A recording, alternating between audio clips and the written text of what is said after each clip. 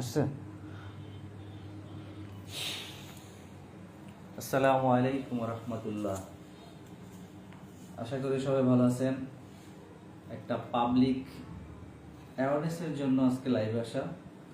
এবছরের প্রথম তরমুজ কিনলাম। তো তরমুজটা আজকে বিকালবেলায় কিনছিলাম। তো কেনার পর বাসায় নিয়ে আসছি, কেটে নিয়ে আসছিলাম।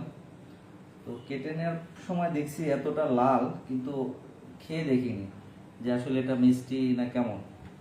তো আমি আজকে যেটুকু কাটা অংশ ছিল সেটা আমরা খেয়েছি, কিন্তু আমাদের কাছে মনে হয়েছে যে তরমুজটা আসলে আর্টিফিশিয়ালি রং মিশানো হয়েছে। ইঞ্জেকশনের মাধ্যমে রং ঢুকানো হয়েছে এটার ভিতরে। তো আমি একটু কেটে দেখাই আপনাদেরকে, তো যাতে করে সবাই একটু সতর্ক থাকতে পারে তরমুজ কেনার সময়, কিনে না ঠকে, সেই জন্য লাইভে আসা। বিসমিল্লাহ।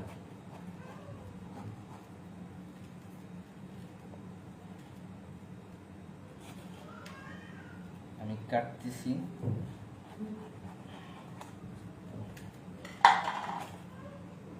দেখেন তরমুজটা কি পরিমাণ লাল, এবং যখন আমি কিনছি তখন এর থেকেও আরো গাঢ় রং ছিল, এখন ফ্যাকাশে হয়ে গেছে অনেকটা।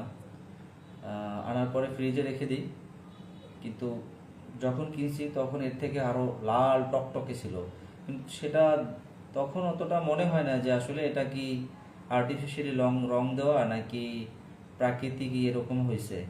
কিন্তু এখন যে কালারটা আছে কালারটা মনে হয় যেন প্রাকৃতিক, কিন্তু তখন কালারটা ছিল একবারে টকটকে লাল, মনে হয় যেন রং দেওয়া হয়েছে এরকমই। কিন্তু বিক্রেতার কাছ থেকে যখন কিনেছি তখন উনি বলছে যে লাল হবে শিওর, মানে নিশ্চিত লাল হবে, লাল না হলে ফেরত।